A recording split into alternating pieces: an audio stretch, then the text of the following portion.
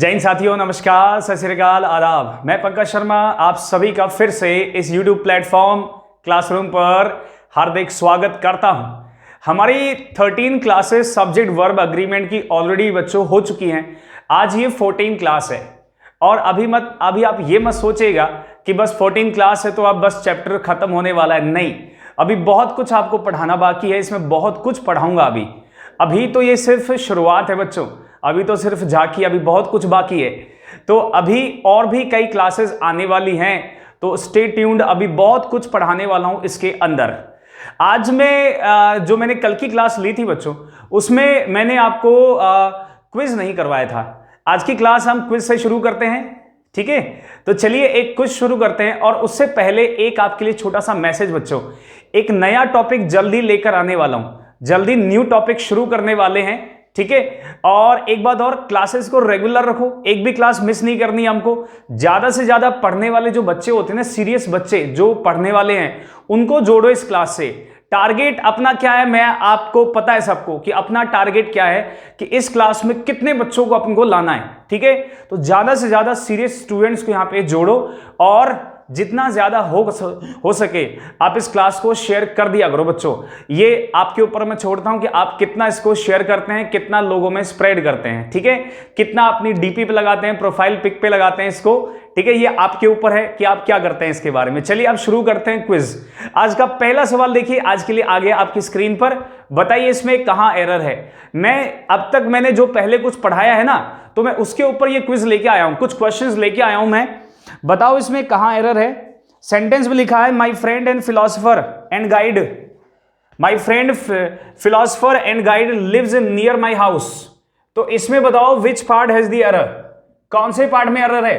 सारे बच्चे आंसर दो, सभी बच्चे जवाब देंगे जो भी इस क्लास को देख रहा है। मैं चाहता हूं कि आप ना इस क्वेश्चन को अच्छे से समझो आप और इसका आंसर देने की कोशिश करो, ठीक है? अगर कोई बच्चा ऐसा है जो इस क्लास में पहली बार आया है, तो मैं एक बार उसको ये सजेस्ट करूंगा कि आप मेरी जो पहले क्लासेस में इस टॉपिक के ऊपर मैं डाल चुका हूं ना वीडियोस, एक बार उनको जरूर देखो ताकि आपको ये टॉपिक अच्छे से क्लियर हो जाए, ठीक है?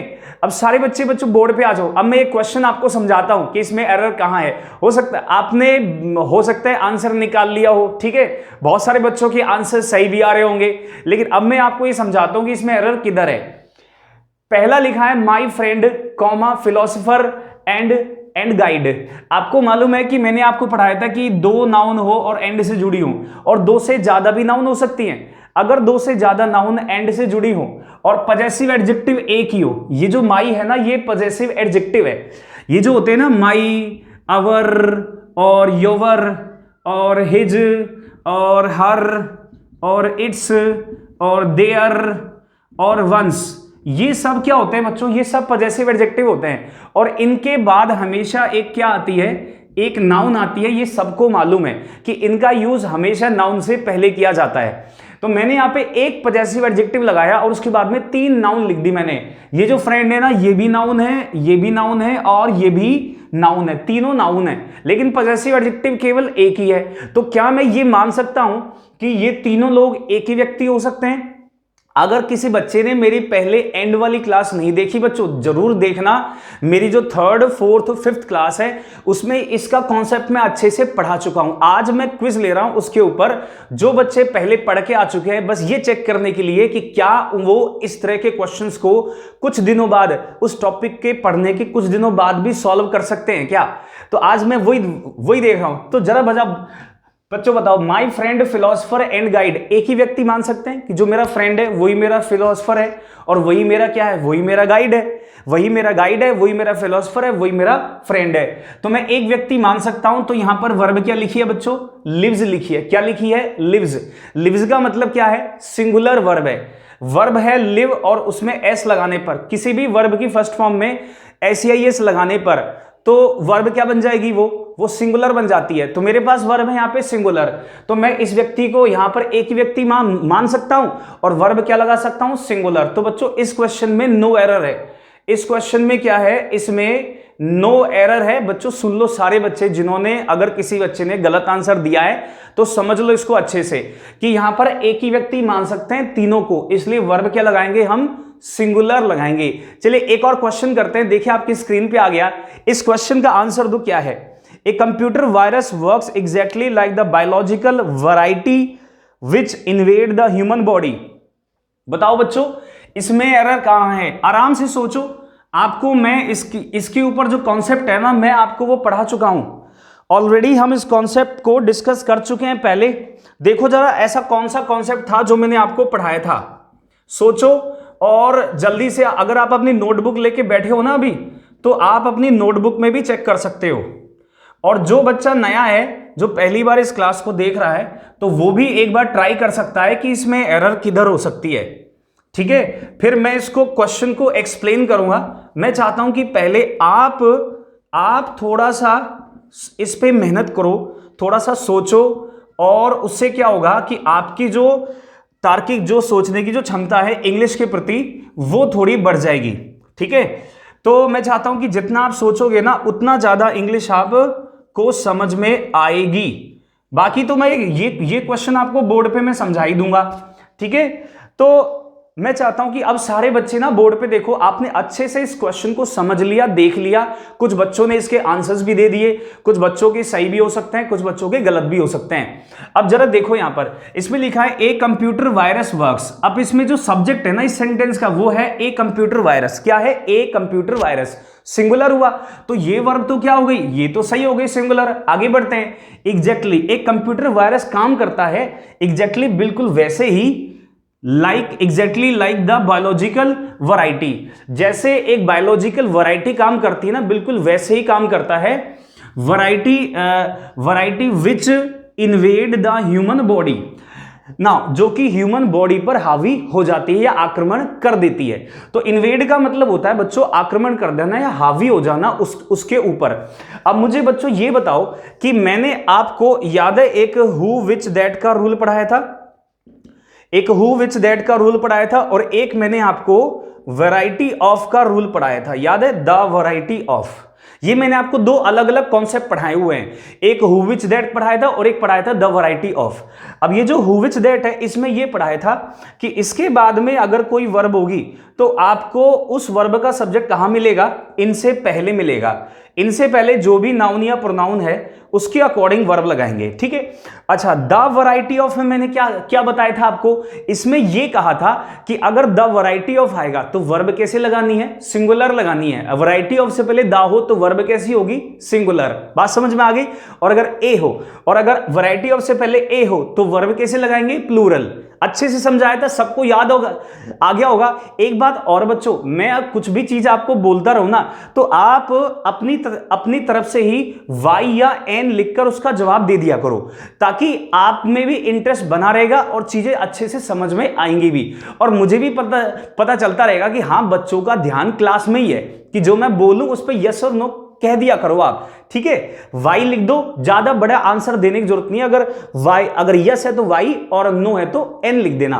तो मैंने आपको ये पढ़ा दिया ना, ए variety of, the variety of, और ये भी पढ़ा दिया कि हु विच दैट के बाद जो भी वर्ब आएगी उसका सब्जेक्ट कौन होगा, जो उससे पहले होगा। अब देखो ये दोनों रूल एक साथ फिट हो रहे हैं यहां पर। ये जो है ना विच, ये दिख रहा है आपको विच, इसके बाद में इन्वेड है, ये वर्ब है। क्या है ये, वर्ब। आक्रमण करना, हावी होना, किसी चीज पर चढ़ जाना। और इसके बाद में वर्ब की फर्स्ट फॉर्म है, और इससे पहले क्या लिखा है, द बायोलॉजिकल वैरायटी।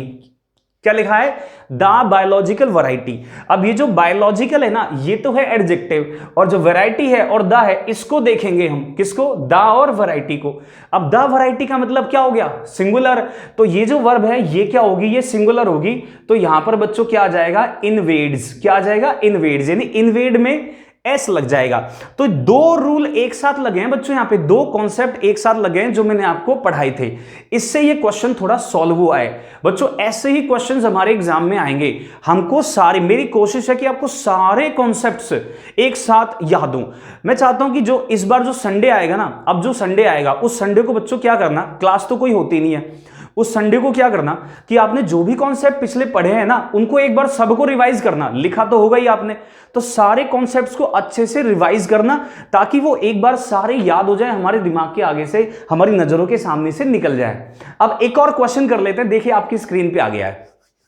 इस क्वेश्चन में लिखा है the teacher as well as the students have gone on an excursion.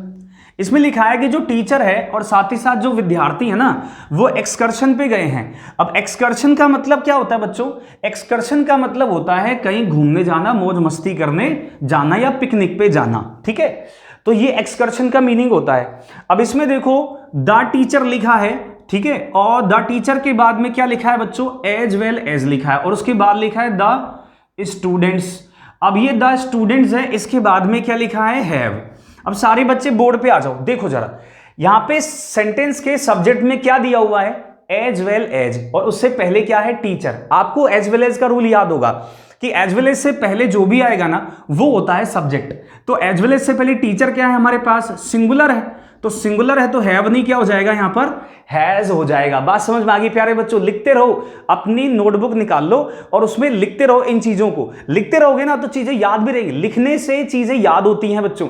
आप एक साथ 3 काम करो, देखो, आप देख तो रहे हो, सुनो और साथ में लिखो भी। लिखने से क्या होगा? आपको चीजें अच्छे से समझ में आएंगी। तो बीच बीच में आप स्क्रीनशॉट भी लेते रहा करो, ताकि क्या है कि कोई चीज मिस नहीं हो हमसे, ठीक है। अब एक और क्वेश्चन करते हैं, देखिए आपकी स्क्रीन पे आ गया। बताओ इसमें कहां एरर है? If one of the examinees choose to leave the exam hall before the exam is over, please don't stop him. प्यारे बच्चों बताओ इसमें कहां एरर है? ए में या बी में या सी में? ठीक है, आराम से सोचो, हमें कोई जल्दबाजी नहीं है। धीरे धीरे हम बढ़ेंगे, और ये हमारा पहला ही टॉपिक है, ठीक है। तो मैं आपसे ये उम्मीद भी नहीं करता कि भाई आपके सारे आंसर सही हो सकते हैं, ठीक है। ये हमारी शुरुआत ही तो है अभी, तो शुरुआत में गलतियां हो सकती हैं। सेंटेंस में आप समझो कि सेंटेंस में लिखा क्या है? One of the examinees. बच्चों एग्जामिनीज किसको कहते हैं? जो एग्जाम देता है। किसको कहते हैं? जो एग्जाम देता है। और उसके बाद लिखा है चूज, और चूज वर्ब है यहां पर। टू लीव ये इंफिनिटिव है, याद मैंने आपको पिछली क्लास में पढ़ाया था इंफिनिटिव, ये इंफिनिटिव है। अब जरा सारे बच्चों बोर्ड पे आ जाओ और इसको मैं समझाता हूं। देखो जरा, इसमें लिखा है if one of the examinees choose to leave, और आगे बाकी का सेंटेंस है। एरर बच्चों यहीं पर ही है कहीं पर। देखो क्या है, यहां पे लिखा है if one of the examinees choose to leave. One of दिख रहा है आपको? वन ऑफ के बाद में प्लूरल नाउन आती है। मैंने आपको ये कॉन्सेप्ट ऑलरेडी पढ़ा चुका हूं। वन ऑफ के बाद नाउन कैसी आती है? प्लूरल आती है। और उसके बाद वर्ब कैसी आएगी? सिंगुलर आएगी। तो ये जो चूज है, ये चूज नहीं होगा, क्या होगा? चूजेस होगा, यानी इसमें एस लगा देंगे बच्चों। चूज का मतलब होता है चुनना, ये एक वर्ब है। और इसकी सेकंड फॉर्म भी बता देता हूं। इसकी सेकंड फॉर्म होती है चोज, और इसकी थर्ड फॉर्म होती है चोजन। तो चूज में एस लगा देंगे तो करेक्ट हो जाएगा। बहुत बढ़िया बच्चों, बहुत सारे बच्चों के आंसर सही हैं, करेक्ट हैं। गलतियां अगर आपसे हो रही है कोई बात नहीं, गलतियां यहीं कर लो, एग्जाम में जाके कोई एरर हमसे नहीं होनी चाहिए बच्चों। एक बात और बता दूं, सारे कॉन्सेप्ट यही क्लास में क्लियर करवा दूंगा प्रत्येक टॉपिक के। चलिए एक और कॉन्सेप्ट पढ़ते हैं, एक और सेंटेंस लेते हैं। देखिए जरा, इस सेंटेंस में लिखा है The ways of communication have changed since last century. पिछली सदी से जो कम्युनिकेशन के जो तरीके हैं, वेज का मतलब है यहां पे तरीके। The ways of communication have changed, ठीक है। The ways of communication, आप इसमें सब्जेक्ट को पहचानो, आप इसमें सब्जेक्ट को पहचानो कि सब्जेक्ट में सब्जेक्ट क्या है, आपको ऑटोमेटिक वर्ब का पता चल जाएगा, ठीक है। ऑटोमेटिक आपको किसका पता चल जाएगा? वर्ब का पता चल जाएगा, ठीक है। आराम से देखो कि एरर कहां है, किस पार्ट में है ना बच्चों। सारे बच्चे बोर्ड पे आ जाओ, मैं आपको एक्सप्लेन करता हूं ये क्वेश्चन। इसमें लिखा है द वेज ऑफ कम्युनिकेशन, और आगे लिखे मेरे पास हैव वर्ब है, प्लूरल वर्ब है। सब्जेक्ट मेरा यहां पे है, हैव से पहले यहां से आपको क्या दिख रहा है? ये प्रीपोजिशन दिख रहा है। इसके बाद में तो क्या आएगा? ऑब्जेक्ट आएगा, यस या नो लिखते जाओ, वाई या एन लिखते जाओ, ठीक है, वाई या एन को लिखते जाओ। जब भी मैं कुछ बोलूं और आपको अगर वो सही लगे तो लिख दो वाई, और सही नहीं लगे तो लिख दो एन। तो वेज ऑफ कम्युनिकेशन में कम्युनिकेशन क्या हो गया, ऑब्जेक्ट हो गया, और इससे पहले ये क्या हुआ, ये हुआ हमारा सब्जेक्ट। सब्जेक्ट में लिखा है वेज, वे का बहुवचन बनाया हुआ है वेज। वे सिंगुलर होता है और वेज क्या होता है, प्लूरल होता है। तो प्लूरल हुआ तो वर्ब कैसी होगी, आगे प्लूरल होगी। इसका मतलब ये करेक्ट है, इसमें कोई एरर नहीं है। तो जिन बच्चों ने ये आंसर दिया नो एरर, शाबाश बच्चों, बहुत बढ़िया। और जिन बच्चों का गलत हो भी गया तो चिंता न करो, ये तो अभी पहला ही तो चैप्टर है और अभी यहीं तो गलती कर रहे हो, एग्जाम में तो नहीं हो रही है ना गलतियां। यहां सीखो, गलतियों से ही सीखोगे आप, जितनी गलतियां करोगे उतना ही सीखोगे। चलिए, अब ये हमारे 5 क्वेश्चंस थे जो मैंने आपको पहले कभी पढ़ाए, तो उन पे मैं थोड़े थोड़े क्वेश्चंस में लेके आया करूंगा ऐसे आपके लिए, ठीक है, रोज या एक दिन छोड़ के ऐसे, ताकि आपको वो जो पिछले टॉपिक्स है ना वो भी आपको याद रहें, साथ साथ चलते रहें, ठीक है। अब हम आज का कॉन्सेप्ट पढ़ना शुरू करते हैं। आज का कॉन्सेप्ट क्या है बच्चों, ये देखिए। अब देखिए, आज का हमारा जो पहला कॉन्सेप्ट है वो है ये वाला। यहां पे मैं आपको कुछ नई चीज सिखाने वाला हूं, ऐसी चीजें जो कई बार हमसे छोटी छोटी होती हैं और हमसे मिस हो जाती है, हमसे गलती से गलत आंसर आ जाता है। तो जरा शुरू करते हैं। आज का कॉन्सेप्ट देखो क्या है बच्चों। सब्जेक्ट में, कहां पर, सब्जेक्ट में अगर most, some, half, enough, plenty, a lot of, या फिर लॉट्स ऑफ, या फिर a all, rest, percent, quarter या पार्ट दिया हो, अगर इनमें से कोई भी एक वर्ड सब्जेक्ट में दिया है, कहां पर, सब्जेक्ट में दिया है, और उसके बाद में ऑफ है और उसके बाद में नाउन दी गई है, तो जैसी नाउन होगी वैसी ही वर्ब लगाएंगे। सिंगुलर नाउन हुई तो वर्ब कैसी होगी, सिंगुलर। प्लूरल नाउन हुई तो वर्ब कैसी होगी, प्लूरल। और अनकाउंटेबल नाउन हुई तो वर्ब कैसी होगी, सिंगुलर। अनकाउंटेबल के साथ आपको अच्छे से पता है कि सिंगुलर वर्ब लगाएंगे। तो कहने का मतलब इनके बाद जैसी नाउन आएगी वैसी ही आपको क्या लगानी है बच्चों, वर्ब लगानी है। फटाफट ध्यान दो। अब मैं इसके ऊपर क्वेश्चन समझाता हूं, फिर आपको प्रैक्टिस के लिए क्वेश्चंस भी दूंगा मैं। देखिए यहां पे एक सेंटेंस लिखा है, 20% of the books has been distributed. इसका मतलब यह है कि जो 20% किताबें हैं उनका डिस्ट्रीब्यूशन हो चुका है। यहां पे सब्जेक्ट है 20%, देखो 20% परसेंट है, परसेंट ये रहा, इसके बाद में ऑफ आ गया, और इसके बाद में नाउन देखो कैसी हो गई, प्लूरल नाउन हुई। कैसी नाउन है, प्लूरल। तो प्लूरल नाउन है तो वर्ब, प्लूरल नाउन है तो वर्ब कैसी होगी, प्लूरल। तो यहां पर बच्चों बताओ हैज सही है गलत है, हैज के स्थान पर क्या आएगा, शाबाश, हैज के स्थान पर आएगा हैव। तो यहां पर हैज नहीं, क्या लगा देंगे, इधर हैव लगा देंगे बच्चों, ध्यान रखें। एक और क्वेश्चन कर लेते हैं। Rest of the milk were given to your mother in law. यहां पे देखिए सब्जेक्ट में रेस्ट आया ये वाला, इसके बाद में ऑफ आ गया ये वाला, और इसके बाद में मिल्क नाउन लिखी हुई है, मिल्क, दूध। काउंटेबल होता है या अनकाउंटेबल होता है, अनकाउंटेबल होता है। अनकाउंटेबल है तो यहां पे वर्ड नहीं आएगा, क्या होगा यहां पर बच्चों, वाज होगा। तो जैसी इन वर्ड्स को याद रखना है, most, some, half, enough, plenty, a lot of, lots, all, rest, percent, quarter, part, इनके बाद में आने वाली नाउन के अकॉर्डिंग क्या लगाएंगे, वर्ब लगा देंगे। एक और क्वेश्चन कर लेते हैं। Most of the forest, forest का मतलब होता है जंगल, और मोस्ट ऑफ का मतलब होता है अधिकांश। Most of the forest have been searched, मतलब जो अधिकांश जंगल है उसको सर्च कर लिया, उसको खोज लिया।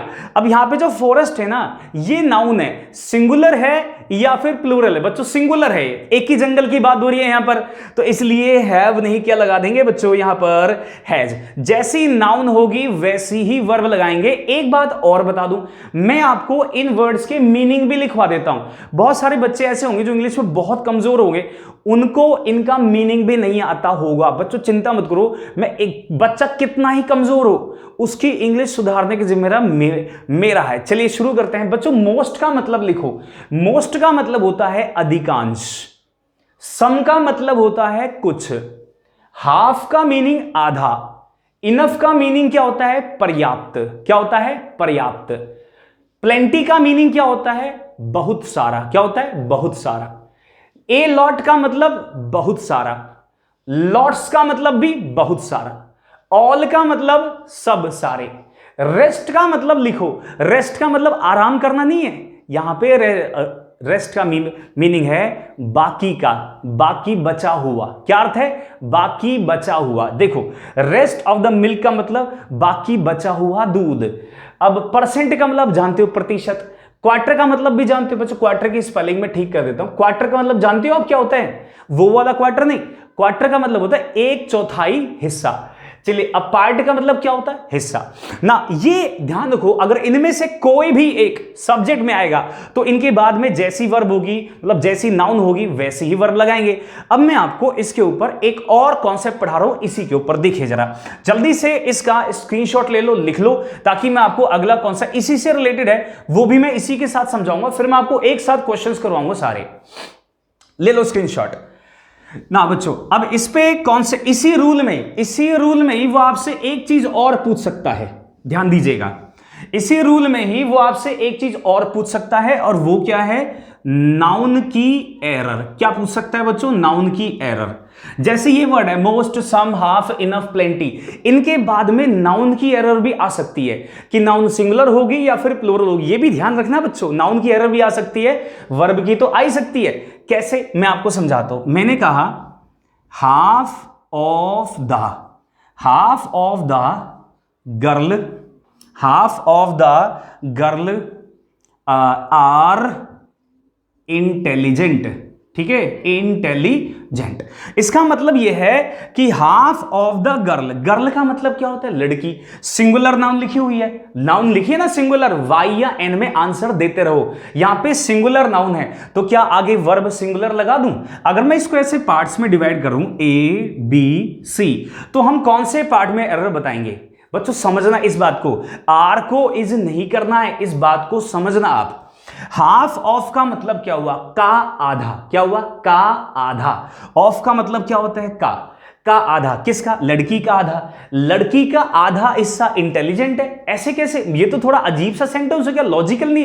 ये इसमें तो कोई लॉजिक नहीं है कि किसी व्यक्ति का आधा हिस्सा तो इंटेलिजेंट है और आधा हिस्सा उसका इंटेलिजेंट नहीं है। ऐसा गलत है बच्चों। यहां पर गर्ल नहीं होना चाहिए, क्या होना चाहिए? गर्ल्स। तब ये थोड़ा लॉजिकल बनेगा कि हाफ ऑफ द गर्ल्स। अच्छा, लड़के खुश मत हो बच्चों, मैं यहां पे बॉयज भी लिख सकता हूं। क्या लिख सकता हूं यहां पर? बॉयज। तो ये सेंटेंस केवल समझाने के लिए है। हाफ ऑफ द बॉय भी नहीं हो सकता कि आधा लड़का इंटेलिजेंट है, आधा नहीं है। तो हाफ ऑफ द गर्ल नहीं, क्या होगा? हाफ ऑफ द गर्ल्स होगा। तो बच्चों नाउन की एरर भी पूछी जा सकती है हमसे एग्जाम में। आप देखिएगा कि क्या सेंटेंस लॉजिकल बन रहा है। एक और सेंटेंस मैं आपको समझाने के लिए यहां पर लिखता हूं। देखिए, इनमें इसमें से कुछ भी लिखते हैं। मैंने कहा सम ऑफ द बॉय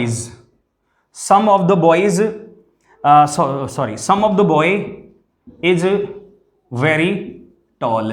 ठीक है, अब इसका मतलब देखो, सम ऑफ द बॉय कितने यहां पर? एक ही है, और सम का मतलब कुछ, ऑफ का मतलब का कुछ, उस लड़के का कुछ बहुत लंबा है। उस वेरी टॉल का मतलब क्या हुआ? वेरी टॉल का मतलब बहुत लंबा। उस लड़के का कुछ बहुत लंबा है। तो लॉजिकल सेंटेंस नहीं बन रहे, इलॉजिकल सेंटेंस हो गया। हम क्या कह रहे होंगे? हम ये कह रहे होंगे, हम बहुत सारे लड़कों की बात कर रहे होंगे कि उन लड़कों में से कुछ लड़के बहुत लंबे हैं। तो यहां पर बॉय नहीं, क्या होना चाहिए? बॉयज होना चाहिए। बात समझ में आ गई? अच्छा, ऐसा भी नहीं है कि यहां पर सिंगुलर नाउन नहीं आ सकती बच्चों, आ सकती है सिंगुलर भी, पर वो लॉजिक होना चाहिए उसके पीछे। क्या होना चाहिए? लॉजिक। जैसे मैं आपको एक क्वेश्चन करवाता हूं, देखिए, तो यहां पर बॉय का क्या हो जाएगा बच्चों? बॉयज हो जाएगा कि उन लड़कों में से कुछ लड़के बहुत लंबे हैं। लॉजिक देखिए क्या है। मैंने कहा half of the Apple is रॉटन। इसका मतलब यह हुआ कि एप्पल एक ही है, सिंगुलर है यहां पर, और मैं कह रहा हूं का आधा, यानी उस एप्पल का जो आधा हिस्सा है वो आधा एप्पल क्या है? रॉटन। रॉटन का मतलब क्या होता है? सड़ा हुआ। रोटन का मीनिंग क्या हुआ? सड़ा हुआ। तो उस एप्पल का जो आधा एप्पल है वो सड़ा हुआ है। तो ये ठीक लग सकता है, ये ठीक है। मैं यहां पर एप्पल लिख के आगे इज लगा दूंगा। लेकिन यहां पर गर्ल और बॉय थोड़ा लॉजिकल नहीं बन रहा था सिंगुलर नाउन में, इसलिए हमने यहां पर क्या लगाया? प्लूरल नाउन लगाया। इस बात का ध्यान रखना बच्चों, वर्ब की एरर भी आ सकती है और नाउन की एरर भी आ सकती है। मैं दोनों टाइप के क्वेश्चंस पे अभी आपको प्रैक्टिस करवाऊंगा। देखो आपकी स्क्रीन पे पहला क्वेश्चन आ गया, बताइए इसमें क्या आंसर है? बताइए, which part has the error? Sentence में लिखा है most of the e rickshaws in Delhi does not meet the requirements of safety regulations, कि दिल्ली में जो अधिकांश जो रिक्शा हैं ई रिक्शा, वो जो सेफ्टी रेगुलेशंस हैं उनकी आवश्यकताओं पर खरे नहीं उतरते। तो यहां पर जो सब्जेक्ट है वो है most of the e rickshaws. अब सब्जेक्ट हमारे पास हो गया most of the e rickshaws, और ई रिक्शाज के बाद में क्या लिखा है, इन दिल्ली। तो इनके बाद में दिल्ली क्या हो गया बच्चों, ऑब्जेक्ट हो गया, और आगे वर्ब है डज नॉट मीट। तो सब्जेक्ट के बाद वर्ब आई है डज नॉट मीट। अब सारे बच्चे बोर्ड पे आ जाओ, मैं इसको अब आपको समझाता हूं, एक्सप्लेन करता हूं। सब्जेक्ट मेरे पास most of the e rickshaws. अब मोस्ट ऑफ के बाद में जैसी नाउन आ गई वैसे ही वर्ब लगाएंगे। ई रिक्शाज क्या है, प्लूरल नाउन है। कैसी नाउन है, प्लूरल। वेरी गुड बच्चों, समझते रहो और पूरा ध्यान क्लास में रखना बच्चों, ठीक है। देखते रहो, कोई भी डाउट है कमेंट बॉक्स में डाल दो, मैं उसका जवाब दे दूंगा। टाइम मिले पर बिल्कुल आंसर्स मिल जाएंगे आपको कमेंट्स के, ठीक है। तो most of the e rickshaws in Delhi does not meet, तो डज नहीं क्या होगा यहां पे डू होगा, क्योंकि जो ई रिक्शाज है मोस्ट के बाद क्या लिखा था मैंने, मोस्ट के बाद में जैसी नाउन आएगी वैसी ही क्या लगा देंगे, वर्ब लगा देंगे। तो यहां पर ई रिक्शाज प्लूरल नाउन है, तो प्लूरल वर्ब डज का क्या कर देंगे, डू। चलिए एक और क्वेश्चन करते हैं, आपकी स्क्रीन पे आ गया, देखिए बताइए इसमें क्या रहा है। Most countries in the world is for piece. Most countries in the world is for piece. यहां पे लिखा है most countries in the world, most countries in the world. अब यहां पे आप ये समझो कि इनके बाद में द वर्ल्ड ऑब्जेक्ट हो गया। बच्चों आंसर दो, आराम से समझो, जल्दबाजी हमारी कुछ भी नहीं है, आराम से सोचिए कि आंसर क्या हो सकता है। अब सभी बच्चे जरा बोर्ड पे देखिए क्या लिखा है यहां पर, मोस्ट कंट्रीज। बच्चों मोस्ट इन वर्ड्स के बाद में कभी ऑफ नहीं भी होगा, ऐसा भी हो सकता है, कोई जरूरी नहीं है कि हमेशा ऑफ आई। अगर ऑफ नहीं भी हो, आप तो नाउन को देखना, और जैसी नाउन होगी वैसे ही वर्ब लगा देंगे। तो कंट्रीज क्या है, प्लूरल, तो इज नहीं क्या हो जाएगा, आर हो जाएगा। इनके बाद में जैसी नाउन होगी वैसा ही वर्ब आ जाएगा। इसको अच्छे से ध्यान रखना है, प्रीवियस ईयर के पेपर्स में काफी बार क्वेश्चन आए इसके ऊपर। मैं ये सारे क्वेश्चन प्रीवियस ईयर के जो पेपर है ना उन पे बेस्ड लेके आया हूं। ऐसे ही क्वेश्चंस आते हैं और ऐसे ही क्वेश्चंस आएंगे भी। तो प्यारे बच्चों ऐसे ही क्वेश्चन लाता रहूंगा, बस आप पढ़ते रहो, रेगुलर क्लास को रखो। रेगुलर रहोगे ना क्लास में तो इंग्लिश की कमजोरी जो कमी है ना वो दूर हो जाएगी। जो बच्चा ये सोचता है कि मैं इंग्लिश में बहुत कमजोर हूं और जो डरता है ना, तो उसका डर खत्म हो जाएगा धीरे धीरे अगर आप रेगुलर पढ़ोगे तो। चलिए एक और क्वेश्चन करते हैं। इस क्वेश्चन में लिखा है ए lot of money were spent on the Commonwealth games. Subject में लिखा है ए लॉट ऑफ मनी। समझो, आराम से देखो, धीरे धीरे देखो, समझो धीरे धीरे। ए लॉट ऑफ मनी लिखा है, आराम से समझो, जल्दबाजी कुछ भी नहीं, हमको धीरे धीरे पढ़ेंगे। मैं हर टॉपिक आपको आराम आराम से पढ़ा रहा हूं, जल्दबाजी कुछ नहीं कर रही। आपको समझ में आ गया होगा कि आज मेरी आज अपनी 14th क्लास है। चलिए सारे बच्चे बोर्ड पे आ जाओ बच्चों। देखो बच्चों, मैं आपको सारे टॉपिक धीरे धीरे पढ़ा रहा हूं, आराम आराम से, जल्दबाजी कुछ नहीं है। आज 14 टॉपिक है, हमारा 14th क्लास है। आप इसका मतलब समझ रहे हो कि अभी और भी क्लास आने वाली है। तो और भी क्लासेस का मतलब मैं आपको ये टॉपिक धीरे धीरे जब तक आपको अच्छे समझ में नहीं आए तब तक पढ़ाता रहूंगा। चलिए ए लॉट ऑफ दिख गया आपको, मैंने बताया था ए लॉट और उसके बाद में क्या आ गया, ऑफ। मनी बच्चों अनकाउंटेबल नाउन होती है। कैसी नाउन, अनकाउंटेबल। तो वर के स्थान पर क्या कर दिया जाएगा, वाज। जो मनी है ये अनकाउंटेबल नाउन है। नोट्स और कॉइन्स को काउंट कर सकते हैं, मनी को नहीं, पैसे को नहीं। तो मनी अनकाउंटेबल नाउन है, तो वर्ब कैसी आएगी, सिंगुलर। एक और क्वेश्चन मैं आपके लिए लेके आया हूं, देखिए जरा, इसमें बताओ कहां एरर है। इस क्वेश्चन में लिखा है some of the richest business magnate live in Mumbai. Some का मतलब होता है कुछ, बिजनेस का मतलब व्यापार, सम का मतलब कुछ। सम ऑफ द रिचेस्ट, रिचेस्ट का मतलब सबसे अमीर, बिजनेस का मतलब व्यापार, और मैग्नेट का मतलब होता है बच्चों कोई बड़ी पर्सनैलिटी, कोई सेलिब्रिटी, ठीक है। मैग्नेट लिव इन मुंबई, समझो कौन से पार्ट में। आप इसमें सब्जेक्ट पहचानो, ये पहचानो कि सब्जेक्ट कहां है और सब्जेक्ट क्या है, सिंगुलर है या प्लूरल है, इस बात का समझना। अच्छा एक बात और, इस बात का भी ध्यान रखना, नाउन में भी एरर हो सकती है। हाँ समझो इस बात को। अगर कोई बच्चा ध्यान नहीं दे पाए तो मैं हिंट दे रहा हूं, क्या दे रहा हूं, हिंट। नाउन में भी एरर हो सकती है। अब जरा सारे बच्चे बोर्ड पे आ जाओ, देखो जरा, देखो सम ऑफ के बाद में नाउन आपको समझना, अभी समझाया था some of the girl, half of the girl, most of, ऐसा some of the business richest business magnate, इसका मतलब क्या हुआ कि जो सबसे अमीर बिजनेस यानी जो व्यापारी लोग हैं, जो बिजनेसमैन हैं, यहां पे बिजनेस मैग्नेट का मतलब जो बिजनेसमैन है, उनमें से कुछ बिजनेसमैन जो सबसे अमीर हैं उनमें से कुछ कहां रहते हैं, मुंबई में रहते हैं। बात समझ में आ गई? तो सम ऑफ मतलब उनमें से कुछ, तो उनमें से कितनों में से, एक में से या बहुत सारों में से, बहुत सारों में से। तो यहां पे रिचेस्ट बिजनेस मैग्नेट नहीं होगा बच्चों, क्या होगा यहां पर होगा मैग्नेट्स। बच्चों मैग्नेट्स का मतलब है यहां पर कोई बहुत बड़ा व्यापारी आदमी, बहुत बड़ा पैसे वाला आदमी, बहुत बड़ा बिजनेसमैन, उसको मैग्नेट कहा जाता है। तो बहुत सारे मैग्नेट्स में से कुछ बिजनेस मैग्नेट कहां रहते हैं, मुंबई में रहते हैं, जैसे मुकेश अंबानी, अनिल अंबानी और भी बहुत सारे हैं। तो यहां पर नाउन में एरर है, कहां पर नाउन, मैंने आपको बताया था नाउन में भी एरर हो सकती है और वर्ब में भी एरर हो सकती है। तो मैग्नेट की जगह पर क्या आएगा, मैग्नेट्स। चलिए एक और क्वेश्चन करते हैं, देखिए आपकी स्क्रीन पे आ गया। इस क्वेश्चन में बताओ कहां एरर है। In most of the states 40% of people below 30 years is undernourished. इसका मतलब है कि अधिकांश स्टेट्स में, in most of the states, अधिकांश स्टेट्स में, फिर उसके बाद लिखा 40% of people, in most of the, sentence को समझो, in most of the states कि सेंटेंस में कहां सब्जेक्ट क्या है, इस बात को पहचानना बच्चों।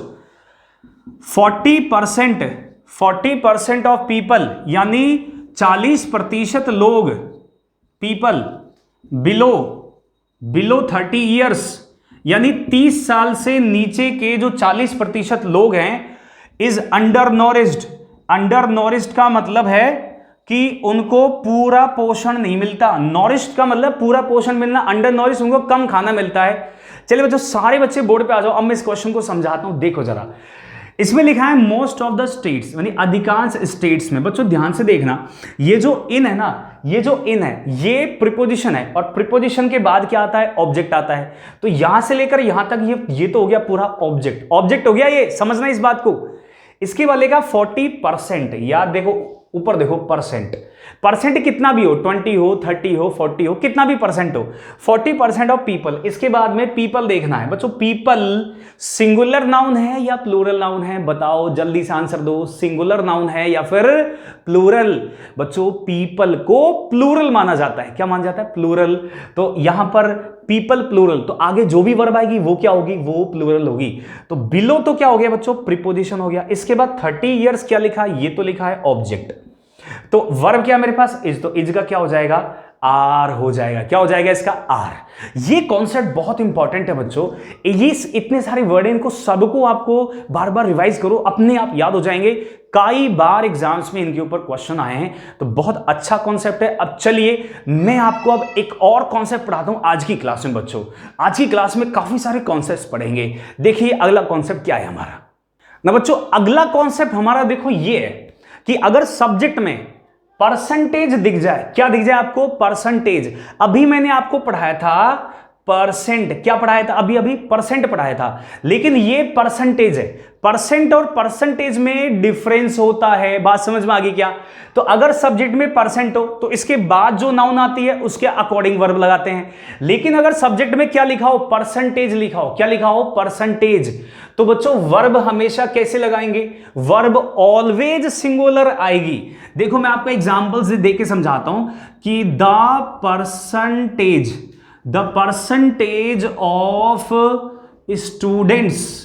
Percentage of students in my class, मेरी कक्षा में विद्यार्थियों की जो परसेंटेज है वो आर इंक्रीजिंग, बढ़ती जा रही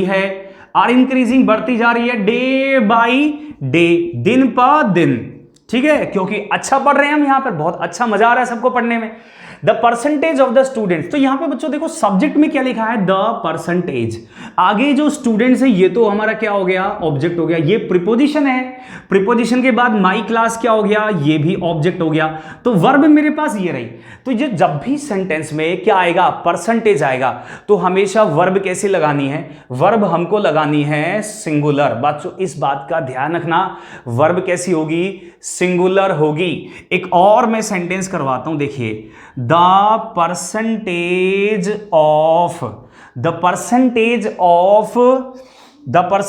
of tall girls in India is very low.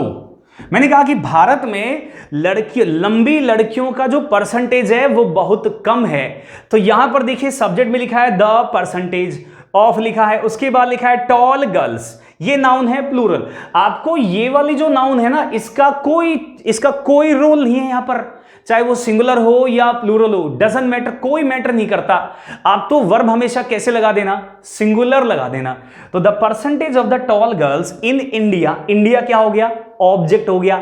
अगर चीजें समझ में आ रही है ना बच्चों, वाई या एन लिखते चलो, आराम आराम से पढ़ रहे हैं हम, कोई जल्दबाजी नहीं है। अगर कोई डाउट है तो कमेंट बॉक्स में डालते रहो, ठीक है। तो यहां पर परसेंटेज के अकॉर्डिंग वर्ब कैसे आ गई बच्चों, सिंगुलर आ गई। क्या आ गई, सिंगुलर। तो ये मेरा दूसरा कॉन्सेप्ट था, परसेंट और परसेंटेज के बीच में डिफरेंस सिखाया मैंने, ठीक है। बात समझ में आ गई। जल्दी से इसका स्क्रीनशॉट लो ताकि हम अगले कॉन्सेप्ट पे बढ़े और उसको हम समझें। जल्दी से लो। अब अगला कॉन्सेप्ट देखो क्या है। अगला कॉन्सेप्ट मैं लेके आया हूं मच के ऊपर। किसके ऊपर, मच और नॉट मच। इसको मैं आपको समझाता हूं, बहुत इंपॉर्टेंट है ये भी, देखो ध्यान से देखो। और बच्चों कोई भी डाउट हो आप कमेंट बॉक्स में डाल दे रहो, कैसी लग रहा है। अच्छा, वाई या एन लिखते जाओ, चीजें समझ में आ रही हैं तो वाई, और कोई डाउट है तो एन, कंफ्यूजन है तो वो भी बताते जाओ बच्चों, ठीक है। चलिए शुरू करते हैं। मच या नॉट मच अगर सब्जेक्ट में दिया हो, कहां पर, सब्जेक्ट में, तो आगे वर्ब कैसी होगी बच्चों, सिंगुलर होगी। ऑलवेज ध्यान रखना कि अगर अकेला मच भी आ जाएगा ना सब्जेक्ट में, या अकेला नॉट मच भी हो जाएगा, मच या नॉट मच कुछ भी, तो वर्ब कैसी होगी, सिंगुलर। अगर मच या नॉट मच, फिर से वही, मच या फिर नॉट मच के बाद में अनकाउंटेबल नाउन हो तो भी वर्ब कैसी आएगी, सिंगुलर ही आएगी। ध्यान रखें इस बात को, अनकाउंटेबल के साथ वर्ब कैसी आती है, सिंगुलर। अगर मच या नॉट मच के बाद ऑफ दिया हो और ऑफ के बाद फिर से क्या हो, अनकाउंटेबल, तो भी वर्ब कैसी होगी, सिंगुलर। अगर मच या नॉट मच के बाद ऑफ दिया हो और ऑफ के बाद क्या हो, एक क्लॉज आ जाए, क्या आ जाए बच्चों, क्लॉज, जिसमें एक सब्जेक्ट हो और उसके साथ में क्या हो, एक वर्ब हो, तो हम वर्ब कैसे लगाएंगे, सिंगुलर। कहने का मतलब यह है, सब्जेक्ट में अगर मच या नॉट मच आ जाता है तो आपको वर्ब की और नाउन की कभी टेंशन नहीं लेनी। नाउन हमेशा कैसी होगी, अनकाउंटेबल, देखिए अनकाउंटेबल, और वर्ब कैसी होगी, always singular, singular, singular and singular. जैसे आपको मैं सेंटेंस से समझाता हूं, देखिए अकेला मच या नॉट मच ये सब्जेक्ट में आ सकते हैं सिंगल, इनके बाद किसी नाउन की जरूरत नहीं होती। आप लगा भी सकते हो वैसे तो, जैसे यहां पे सिर्फ मच लिखा हुआ है और आगे वर्ब क्या है, singular. Much has been done to improve their condition, कि उनकी कंडीशन सुधारने के लिए काफी कुछ किया गया है। बच्चों मच का मतलब होता है बहुत ज्यादा। क्या होता है, बहुत ज्यादा। उनकी कंडीशन सुधारने के लिए बहुत कुछ किया गया है। तो यहां पर मच क्या आ गया, सब्जेक्ट में, और वर्ब कैसी आई, सिंगुलर। एक और देखो, मच के बाद में water has overflowed the bridge. Much के बाद में वाटर क्या है, अनकाउंटेबल नाउन है। कैसी नाउन, अनकाउंटेबल। तो आगे वर्ब कैसी आई, सिंगुलर आई, कि बहुत ज्यादा पानी ब्रिज के ऊपर से बहा, बहुत ज्यादा पानी ब्रिज के ऊपर से बह चुका है। तो मच सब्जेक्ट, आगे uncountable noun, verb singular. Much के बाद में ऑफ के बाद में फिर से अनकाउंटेबल नाउन, तो आगे वर्ब कैसी है, singular. Much of the milk has been wasted, कि बहुत ज्यादा दूध वेस्ट हो चुका है। आगे देखिए मच ऑफ, अब इसमें मैं आपको समझा रहा हूं क्लॉज, ये वाला, ये जो फोर्थ सेंटेंस है इसमें क्लॉज को समझा रहा हूं। मच के बाद ये जो है ना पूरा, ये क्लॉज है, सॉरी यहां तक ये पूरा क्लॉज है। इसमें अपना एक सब्जेक्ट है और अपनी एक वर्ब है। मच के बाद में ऑफ है, और देखो इसमें सब्जेक्ट मेरे पास यू है और डू मेरे पास क्या है, वर्ब है। तो क्लॉज में अपना सब्जेक्ट और अपनी वर्ब होती है। मैं, एक बच्चे ने मुझसे क्लॉज के बारे में मैं पूछा था, मैं उसका जवाब दे दूंगा बच्चों आज, ठीक है। I will give that answer, don't worry. मुझे व्हाट्सएप पे भेजा था उसने, ठीक है ना। तो much of the what you do is irritating, तो मच ऑफ के बाद में क्लॉज आ गया, तो क्लॉज के बाद में फिर से वर्ब कैसी आएगी, इसमें बच्चों दो वर्ब होंगी। एक तो क्लॉज के अंदर वर्ब होगी, उसका सब्जेक्ट कौन होगा, ये वहां पे, और ये जो वर्ब आएगी ये हमेशा सिंगुलर होगी, और इसका सब्जेक्ट कौन होगा, ये मच या नॉट मच। अब मैं आपको इनके ऊपर कुछ क्वेश्चंस करवाता हूं। ये जो मैंने अभी अभी आपको कॉन्सेप्ट सिखाया कि मच के साथ वर्ब कैसी लगानी है, हमेशा ध्यान रखो मच के साथ नाउन तो आएगी अनकाउंटेबल और वर्ब कैसी होगी, सिंगुलर होगी। इस बात का आपको हमेशा ध्यान रखना है। अब हम कुछ क्वेश्चंस करने वाले हैं। आपकी स्क्रीन पे देखिए, पहला सवाल आ गया। बताइए किस पार्ट में एरर है, ए पार्ट में, बी पार्ट में या फिर सी पार्ट में। Which part has the error guys, कौन से पार्ट में एरर है। इसमें लिखा है much discussion have been going on since then, मतलब तब से ही बहुत ज्यादा डिस्कशन चल रहा है, तब से ही बहुत सारा डिस्कशन चल रहा है। तो कौन से पार्ट में एरर है। यहां पर लिखा है कि much discussion has been going on, much discussion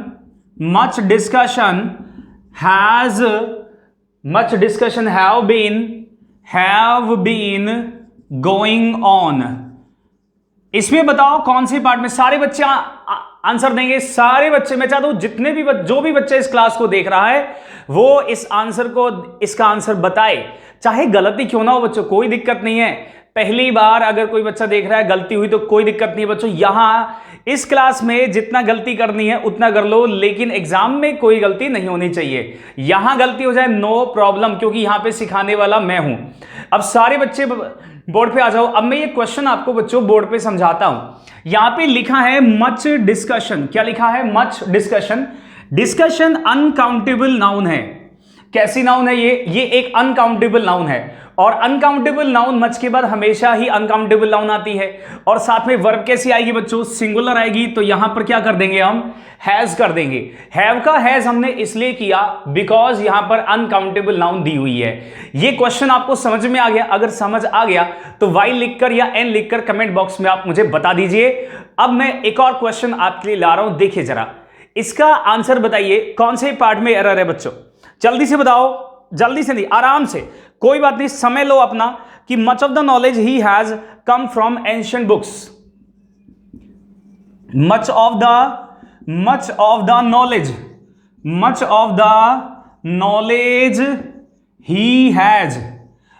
knowledge he has comes from ancient books.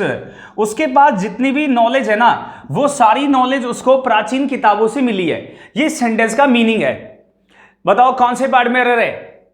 आप पहले ना सब्जेक्ट को समझो और सब्जेक्ट को समझ के आंसर दो। सब्जेक्ट को अच्छे से समझो फिर उसका आंसर दो। चलिए सारे बच्चों बोर्ड पे आ जाओ। अब मैं ये क्वेश्चन आपको समझाता हूं। देखिए इसमें एरर कहां है। सेंटेंस में लिखा है much of the knowledge. Much of the knowledge के बाद, मच ऑफ के बाद में क्या है? Uncountable noun. और आगे आपको दिख रहा है ही हैज। अब ये जो ही हैज है, ये क्लॉज है। क्या है ये? क्लॉज। मैंने आपको बताया कि मच ऑफ के बाद में क्लॉज भी आ सकता है। क्लॉज में एक सब्जेक्ट होता है और एक वर्ब होती है। तो यहां पर जो सब्जेक्ट है हमारे पास वो क्या है? ही। और वर्ब क्या है? हैज। तो ही के अकॉर्डिंग हम वर्ब कैसे लगाएंगे? Obviously singular. तो ये तो ठीक है। अब देखते हैं यहां पर कि यहां पर कम्स, यहां पर कम आएगा या फिर कम्स आएगा। बच्चों मच ऑफ के बाद नॉलेज लिखा हुआ है, तो नॉलेज के बाद क्या होना चाहिए? यहां पर कम्स होना चाहिए। कम नहीं, क्या होगा? कम्स होगा। बात समझ में आ गई बच्चों? इतने मैं चाहता हूं कि ये जो भी मैं कॉन्सेप्ट पढ़ाऊंगा आपको, जो भी बच्चा इस क्लास को देख रहा है उसका वो कॉन्सेप्ट क्लास में ही क्लियर हो जाए। और आगे जब भी वो किसी एग्जाम की तैयारी करे तो एग्जाम को फाड़ के बाहर निकले। तो बच्चे अपने लक्ष्य को, मैं बार बार कहता रहा हूं, अपने लक्ष्य से भटकना नहीं है। हमें इस बार एग्जाम की खोपड़ी में छेद करके आना है। इस बार एग्जाम पार।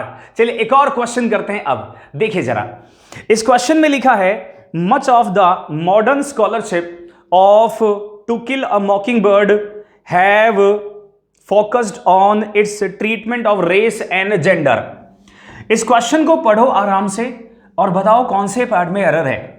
यह क्वेश्चन बच्चों प्रीवियस ईयर का क्वेश्चन है, पिछले साल आया था।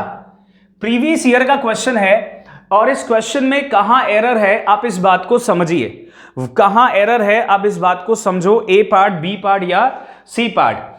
क्वेश्चन थोड़ा सा हो सकता है, थोड़ा सा आपको टफ लगे कि सर क्वेश्चन थोड़ा सा टफ लग सकता है आपको, लेकिन मैंने आपको बताया कि टफ क्वेश्चन को देखकर आपको घबराना नहीं है, क्योंकि जितना क्वेश्चन टफ होगा ना उतना ही उसका आंसर क्या होगा, इजी होगा निकालना।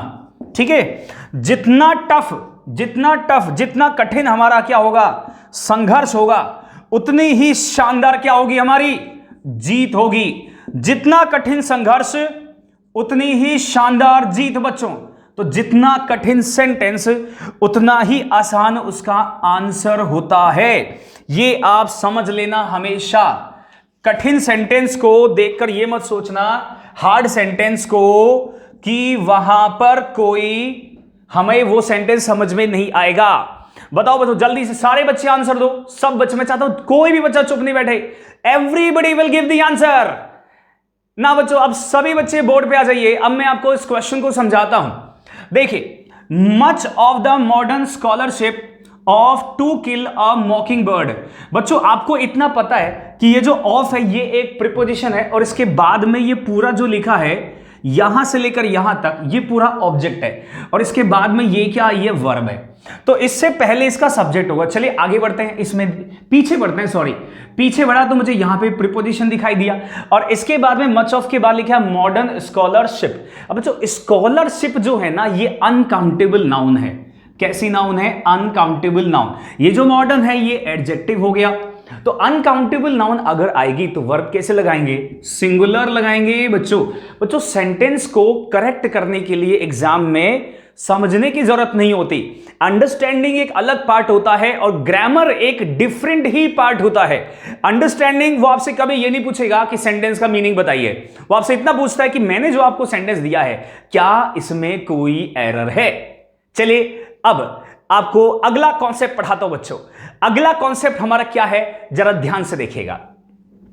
नेक्स्ट कॉन्सेप्ट को मैं आपको एक्सप्लेन करता हूं और बच्चों मेरी पूरी कोशिश रहती है कि मैं आपको इन एवरी क्लास, मैं हर क्लास में आपको 3 से 4 कॉन्सेप्ट सिखाऊं। 3 या 4 कॉन्सेप्ट मैं रोज सिखा के जाता हूं आपको। अभी तो बहुत कुछ बाकी है, अभी हमारी केवल कितनी सी क्लासेस हुई है बच्चों, अभी बहुत कुछ बाकी। अभी तो इस सब्जेक्ट वर्ब अग्रीमेंट का बाप भी आने वाला है, इसका बाप। ऐसा चीज सिखाऊंगा जो पहले कभी नहीं पढ़ा आपने। सब्जेक्ट वर्ब अग्रीमेंट के अंदर ही पार्ट 2 आएगा और उस पार्ट 2 के अंदर मैं ऐसी बात बताने वाला हूं जो आपको न केवल प्री में बल्कि मेंस में, न केवल एसएससी में बल्कि बैंक में, आरएएस में, आरजेएस में, किसी भी एग्जाम की बात करें प्रत्येक एग्जाम में काम आएगा। चलिए अगला कॉन्सेप्ट पढ़ते हैं बच्चों। सब्जेक्ट में कहां पर, सब्जेक्ट में आपको अगर ए मेजॉरिटी या फिर द मेजॉरिटी या फिर माइनॉरिटी अगर ये दिखाई दे, कहां पर, सब्जेक्ट में अगर ए मेजॉरिटी, द मेजॉरिटी या माइनॉरिटी दिखाई दे, ठीक है, और उसके बाद आपको दिखाई दे प्लूरल नाउन। कैसी नाउन, प्लूरल नाउन। तो आगे वर्ब कैसी होगी, आगे वर्ब होगी बच्चों प्लूरल ही वर्ब आएगी। कैसी वर्ब आएगी बच्चों, प्लूरल। ध्यान रखना अगर ए मेजॉरिटी या द मेजॉरिटी या माइनॉरिटी सब्जेक्ट में लिखा हो तो उसके साथ नाउन भी प्लूरल और वर्ब भी कैसी होती है, प्लूरल ही होती है। जरा एक सेंटेंस से मैं आपको समझा के बताता हूं। मैंने लिखा पहला सेंटेंस कि द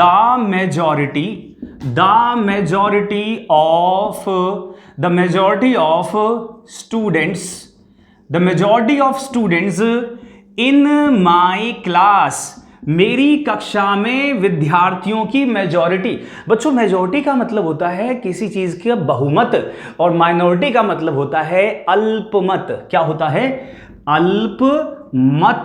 और इसका मीनिंग क्या होता है, इसका मीनिंग होता है बहुमत। बहुमत तो मेरी कक्षा में विद्यार्थियों का बहुमत यानी majority of student is increasing. Increasing का मतलब बढ़ रहा है, डे बाय डे। ना बच्चों। तो सेंटेंस का मतलब है कि मेरी कक्षा में विद्यार्थियों की जो बहुमत है, मेजॉरिटी है, वो धीरे धीरे बढ़ती जा रही है, विद्यार्थियों की संख्या बढ़ती जा रही है। चलिए शुरू। अब मैं इसमें देखो क्या लिखा है, मेजॉरिटी के बाद में क्या है, स्टूडेंट्स, और स्टूडेंट्स के बाद में हमें वर्ब लगानी है। तो वर्ब कैसी आएगी बच्चों, सिंगुलर।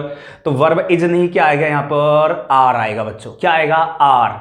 मेजॉरिटी हो, ए मेजॉरिटी हो, द मेजॉरिटी हो, उसके बाद में जैसा मतलब नाउन प्लूरल ही आएगी। नाउन कैसे आएगी, प्लूरल। और वर्ब कैसे आएगी बच्चों, वो भी प्लूरल आएगी। चलिए एक और सेंटेंस कर लेते हैं। अगला सेंटेंस है मेरे पास कि a majority, a majority of girls, a majority of girls have my books, कि जो मेजॉरिटी ऑफ गर्ल्स के पास मेरी किताबें हैं। तो यहां पे ए मेजॉरिटी के बाद गर्ल्स लिखा है, प्लूरल नाउन, तो आगे वर्ब कैसे लगा दी हमने, प्लूरल लगा दिया। कहने का मतलब इतना सा है कि आप जब भी सब्जेक्ट में मेजॉरिटी देखें या माइनॉरिटी देखें, तो उसके बाद में जो भी नाउन आएगा ना बच्चों, वो आएगा प्लूरल, और जो भी वर्ब आएगा वो भी आएगा प्लूरल। अब इस पे मैं आपको कुछ जो प्रीवियस ईयर के जो क्वेश्चंस आए थे वो मैं आपके लिए कुछ लाया हूं आज। देखो जरा, पहला सवाल करते हैं, बताओ इसमें कहां एरर है। इस क्वेश्चन में लिखा है, a large majority of people approves of the vaccine. A large majority of the people approves of the vaccine. बताइए इसमें कहां एरर है, ए पार्ट में या बी पार्ट में या सी पार्ट में। Which part has the error guys, कौन से पार्ट में एरर है, कौन से पार्ट में एरर है। A majority, a large majority of people, कौन से पार्ट में एरर है। फिर मैं ये बोर्ड पे भी समझाऊंगा आपको। A large majority of people, आराम से आंसर दो, सोचो, जितना सोचोगे ना उतना आप सीखोगे, जितना सोचोगे उतना सीखोगे, जितना सोचोगे उतना सीखोगे। आराम से सोचो, सब्जेक्ट को पहचानना सीखो और वर्ब को ढूंढना सीखो। अब सारे बच्चे बोर्ड पे आ जाओ। अब मैं ये क्वेश्चन आपको समझाता हूं। सेंटेंस में लिखा है ए लार्ज मेजॉरिटी। बच्चों क्या होता है, मेजॉरिटी से पहले आप लार्ज लगा सकते हो। क्या लगा सकते हो, लार्ज, या फिर आप लगा सकते हो स्मॉल। ठीक है, बात समझ में आ गई। अ स्मॉल मेजॉरिटी या ए लार्ज मेजॉरिटी ऐसे भी लिखा जा सकता है। तो ए लार्ज मेजॉरिटी ये लिखा है सब्जेक्ट में, तो इसके बाद में नाउन चेक करो सबसे पहले। इसके बाद में नाउन क्या है, पीपल, प्लूरल नाउन है। कैसी नाउन है, प्लूरल नाउन। तो आगे वर्ब कैसे, ये वर्ब है मेरे पास बच्चों। अप्रूव का मतलब होता है सहमति देना। क्या होता है, सहमति देना। तो बहुत सारे लोगों ने उनके बहुमत ने वैक्सीन को सहमति दे दी। तो यहां पे अप्रूव में एस नहीं लगेगा। क्या नहीं लगेगा, एस। इसको बनाएंगे हम प्लूरल वर्ब बनाएंगे। ये चीज, ये सेंटेंस क्लियर सभी के, वेरी गुड बच्चों। ऐसे ही पढ़ते जाओ, ऐसे ही मैं नए नए चीजें, नए नए कॉन्सेप्ट्स। मैं चाहता हूं कि बच्चों एक भी क्वेश्चन हमारा छूटे नहीं, गलत, एक भी क्वेश्चन गलत नहीं हो। इंग्लिश ऐसे पढ़ो कि एक भी क्वेश्चन गलत नहीं हो, सारे क्वेश्चन हमारे क्या हो, सही। 50 आउट ऑफ 50, 200 आउट ऑफ 200, ये टारगेट है इस बार। चलिए एक और क्वेश्चन करते हैं, बताइए इसका आंसर क्या है। ए में या बी में या सी में कहां एरर है। The majority of young professionals in the capital has moved there from provincial towns. कौन से पार्ट में एरर है, जल्दी बताओ बच्चों। ए, बी या सी। सोचिए, आराम से सोचिए, सोचकर जवाब देना। बिना सोचे समझे आंसर गलत आ सकता है। अभी से प्रैक्टिस कर लो कि सेंटेंस को अच्छे से समझो और उसके बाद सोच समझकर आंसर दो उसका। अभी से इस चीज की प्रैक्टिस करो। मैं आपको इतनी प्रैक्टिस करवा दूंगा कि जब आप एग्जाम में पहुंचोगे ना, तो वो एग्जाम आपके लिए बच्चा, इस क्लास के सामने तो वो एग्जाम बच्चा लगेगा आपको कि ये एग्जाम तो कुछ भी नहीं है। इससे ज्यादा हार्ड प्रैक्टिस तो हम ऑनलाइन सर की क्लास में करके आए हैं। तो बच्चों समझो, आराम से जवाब दो, जल्दी से ना। अब सारे बच्चे आंसर, शाबाश बच्चों, सारे बच्चे आंसर दो, वेरी गुड, बहुत मजा। I am really proud of you guys. आप बहुत अच्छा कर रहे हो, जितना मुझे उम्मीद थी ना उससे भी ज्यादा अच्छा कर रहे हो। एक बात और बच्चों, इस क्लास में मैं चाहता हूं कि इस क्लास में 100 स्टूडेंट डेली पढ़ें। कितने पढ़ें, 100 स्टूडेंट्स रोजाना पढ़ें। इसमें वो सारे विद्यार्थी कैसे हों, सीरियस हों अपने गोल को लेके, अपने जीवन को लेके, अपने लक्ष्य को लेके। हम चाहते हैं ये जो चैनल शुरू किया गया ना बच्चों, ये उन बच्चों के लिए किया गया है जो लॉकडाउन में ये ना सोचें कि यार अब क्या करें, मेरे जीवन का लक्ष्य खत्म हो गया। तो उन बच्चों के लिए ये चैनल शुरू किया गया जो अपने जीवन में कुछ करना चाहते हैं। आ जाओ बच्चों, आप बोर्ड पे देखो जरा। बच्चों ये चैनल उन बच्चों के लिए शुरू किया गया है जो अपने जीवन में कुछ करना चाहते, जो सीरियस हैं। तो इसलिए मैं चाहता हूं कि ज्यादा से ज्यादा बच्चों को जोड़ो। इस क्लास का टारगेट मैंने बना लिया है 100 बच्चे इसमें करने। कितने करने हैं? 100 बच्चे करने हैं। अपने दोस्तों को ज्यादा से ज्यादा शेयर करो, उनको बताओ कि पूरा टॉपिक मैथ्स और इंग्लिश इतनी धांसू, इतनी फर्स्ट क्लास चल रही है, सारे टॉपिक पढ़ाऊंगा, पूरा कंप्लीट पढ़ाऊंगा, इतना पढ़ाऊंगा कि दोबारा कभी जिंदगी में पढ़ने की आवश्यकता आपको नहीं पड़ेगी। मैं इतना पढ़ा जाऊंगा। चलिए अब आप यहां पे देखिए, द मेजॉरिटी ऑफ, इसके बाद में दिया है यंग प्रोफेशनल्स। जो यंग प्रोफेशनल्स है ना, ये प्लूरल नाउन है, एस लगा हुआ, देखिए क्या ये प्लूरल नाउन। तो इसके साथ वर्ब कैसी आएगी? प्लूरल आएगी। ये प्रीपोजिशन, इसके बाद तो ये हो गया ऑब्जेक्ट। क्या हो गया ये? ऑब्जेक्ट। तो वर्ब क्या है मेरे पास? हैज। हैज का क्या कर देंगे बच्चों? हैव कर देंगे। यहां पर क्या कर देंगे? हैव। बात समझ में आ गई? क्लियर हो गया क्वेश्चन आपको? ऐसा ही एक और क्वेश्चन लेके आऊं, देखिए आपकी स्क्रीन पे आ गया है। बताइए इसमें कहां आंसर है? ए पार्ट या बी पार्ट या C part? Which part has the error? कौन से पार्ट में गलती है? इस क्वेश्चन में लिखा है in the past the majority of women were consigned to a lifetime of servitude and poverty. बताइए, क्वेश्चन थोड़ा सा बच्चों हार्ड लेके आया हूं, और ये क्वेश्चन बच्चों प्रीवियस ईयर का क्वेश्चन है। ये कौन सी ईयर का? प्रीवियस ईयर का क्वेश्चन है जो मैं आपके लिए लेके आया हूं। अभी मैं चाहता हूं कि आपको यह पता चल जाए कि एग्जाम में क्वेश्चंस कैसे कैसे आते हैं। और एक बात और बताऊं, जो आप जब बोर्ड पे देखोगे तब बताऊंगा वो बात, ठीक है? वो बात मैं आपको तब बताऊंगा जब आप बोर्ड पे देख रहे होंगे, क्योंकि वो काम की इतनी है कि आपको मैं फेस टू फेस बात करके ही आपको मैं बताना चाहता हूं। तो बताओ बच्चों, सारे बच्चे आंसर दो कि इस क्वेश्चन का क्या आंसर होगा। विच पार्ट हैज द एरर? कौन से पार्ट में एरर है? कोई बच्चा चुप नहीं बैठेगा। जो भी बच्चा इस क्लास को देख रहा है वो इसका जवाब दे, और ज्यादा से ज्यादा बच्चों को जोड़ो, शेयर कर दो क्लास, ताकि इस लॉकडाउन में प्रत्येक बच्चा इस क्लास का बेनिफिट उठा सके। चलिए बच्चों, अब मैं आपसे फेस टू फेस बात करता हूं। बोर्ड पे देखिए बच्चों, मैं आपसे ये कहना चाह रहा था कि मैं आपको इजी क्वेश्चन देकर मैं आपको खुश नहीं करना चाहता, कि मैं चाहता हूं कि आपको मैं एग्जाम ओरिएंटेड क्वेश्चन दूं, जैसे एग्जाम में आता है वैसा मैं आपको क्वेश्चंस दूं, ताकि जब आप एग्जाम में पहुंचो तो आपके दिमाग में ये नहीं आए कि यार सर ने तो ऐसा क्वेश्चन हमको करवाया ही नहीं। तो मैं ऐसे इजी भी ला रहा हूं आपके लिए, इजी लेवल, फिर मीडियम लेवल और फिर टफ लेवल। तीनों टाइप के क्वेश्चंस मैं आपको एवरी डे करवाता हूं। इजी भी करवाता हूं, मीडियम भी करवाता हूं, और लास्ट में जाते जाते आपको टफ क्वेश्चंस भी देता हूं, ताकि, और जो क्विज होता है ना उसमें भी ऐसा ही करता हूं। क्विज में भी मैं इजी से शुरू करता हूं और टफ तक ले जाता हूं। तो बच्चों, मैं हर टाइप के क्वेश्चन आपको करवाऊंगा ताकि आप हर सिचुएशन के लिए तैयार रहें। देखो जरा अब बोर्ड पर, in the past the majority of women were consigned to a lifetime of servitude and poverty. In the past बच्चों, इसको तो अलग कर दो, ये तो हो गया समय। यहां पर कोई सब्जेक्ट नहीं है, इसलिए क्योंकि यहां पर देखिए इन प्रीपोजिशन है। क्या है? इन प्रीपोजिशन। और प्रीपोजिशन के बाद क्या आता है? ऑब्जेक्ट आता है। क्या आता है? ऑब्जेक्ट।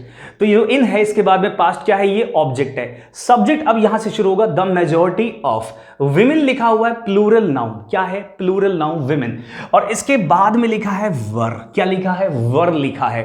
अब मुझे बताओ, the majority of women plural noun है, तो आगे वर्ब कैसी होगी? आगे वर्ब होगी प्लूरल। कैसी वर्ब होगी बच्चों? प्लूरल वर्ब आएगी। बात समझ में आ गई आपको? तो यहां पे वर्ब सही है, नो एरर। अगर यह वाज होता, अगर यह क्या होता? वॉज, तो हम इसको क्या कर देते? इसको वर्क कर देते।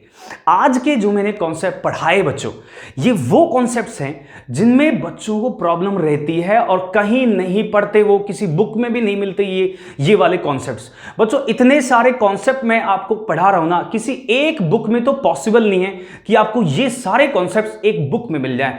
There is no book right now in the world which has all the concepts I am teaching you guys.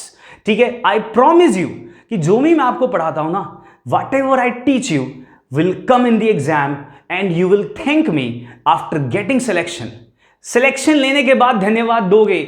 अभी भी बहुत सारे बच्चे ऐसे होते हैं जिनका मुझे पता नहीं, उनका सिलेक्शन हो जाता है और जब वो आते हैं मिलते हैं तो थैंक यू बोल के जाते हैं। अभी जब मैं लॉकडाउन जब खुला था, ऑफलाइन की क्लास लगी थी, तो कुछ बच्चे आए थे जिन्होंने सिर्फ थैंक यू बोलने आए थे कि सर हमारा सिलेक्शन हो गया है। एक बच्चा सीबीआई में सेलेक्ट हुआ था, उसने कहा था सर मेरा सिलेक्शन हो गया सीबीआई में and I am very thankful to you sir, कि सर आपकी वजह से। तो मैंने कहा बच्चों मेरी वजह से, आपकी मेहनत है, मेरा कुछ नहीं है इसमें। मैं केवल आपको हाथ पकड़ के मैं कुएं के पास लेके जा सकता हूं, लेकिन पानी तो सिर्फ आपको ही पीना है। पानी किसको पीना है वो तो आप ही पियोगे। मैं आपको कुएं के पास लेके जा सकता हूं बच्चों, मेरा केवल इतना काम है। मैं आपको राह दिखा सकता हूं कि इस राह पे चलना है, चलना तो पड़ेगा केवल आपको ही। और अगर आपने मेरे दिखाए हुए राह पर चलोगे और उस रास्ते पर चलोगे बच्चों, उस मंजिल तक पहुंचोगे जो मंजिल आपका लक्ष्य है। मैं आपको सही रास्ता, सही मंजिल तक पहुंचाने का केवल एक माध्यम हूं, बाकी मेहनत आपको करनी है। मेरे पास कोई जादू की छड़ी नहीं है, मेहनत है और मेहनत से ही किस्मत को भी मात दी जाती है बच्चों। इसलिए मैं कहता हूं कि मेहनत करते रहो। अपने मन के अंदर जो छोटा सा बच्चा है ना, जो मेहनत करना चाहता है, उसको जिंदा रखो, उससे बोलो कि मेहनत करनी है। जितना ज्यादा मेहनत करोगे उतना ज्यादा अपनी मंजिल के करीब जाओगे। और मैंने अपनी लाइफ में देखा बच्चों, मेहनत कभी व्यर्थ नहीं जाती, हार्ड वर्क कभी बेकार नहीं जाता है। इसलिए हार्ड वर्क करना मत छोड़ना। हार्ड वर्क एक दिन आपको जरूर रिजल्ट दे के जाएगा। चलिए आज की क्लास में बच्चों इसी नोट पर फिनिश करते हैं प्यारे बच्चों। अगली क्लास में मिलेंगे फिर से नए कॉन्सेप्ट के साथ, फिर से नए जोश के साथ, फिर से नई एनर्जी के साथ। Guys bye.